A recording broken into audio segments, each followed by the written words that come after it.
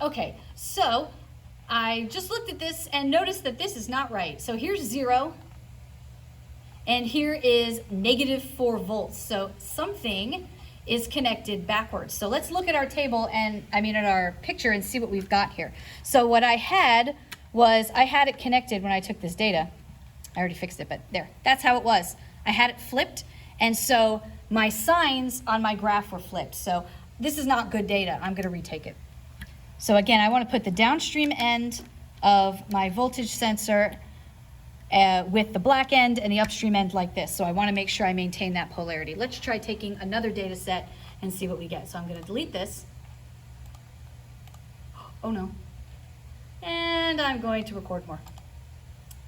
Okay, so things look better now. I still have an issue, but notice it auto-scaled it before. So let me try auto-scaling again, and there we go. So what had happened there was my axes weren't right. Now everything is pretty. So both of these guys are going from 0 to 4 volts, and we have our output data, which is this square wave, and you can see our capacitor charging and discharging.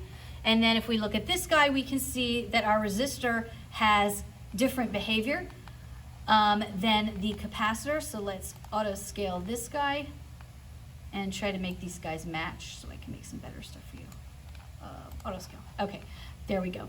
So you guys will be able to look at these graphs and answer the next question. So question 4 is asking you to describe the behavior, switching, and steady state. So just to make sure everyone's on the same page. Switching is when it turns on or off, so that's going to be right here and right here. And then steady state is going to be in this area. So what you want to do is you want to look at these two sets of graphs. Do this bump here and this bump here. So you want to start at about, say, 0.15 seconds and go down to about, say, 0.045 seconds. And look at these two areas and compare the relationships of these graphs to answer question 4. And I'll just mention there is a typo in the lab manual. It says use the displayed graph to answer question 5. It means 4.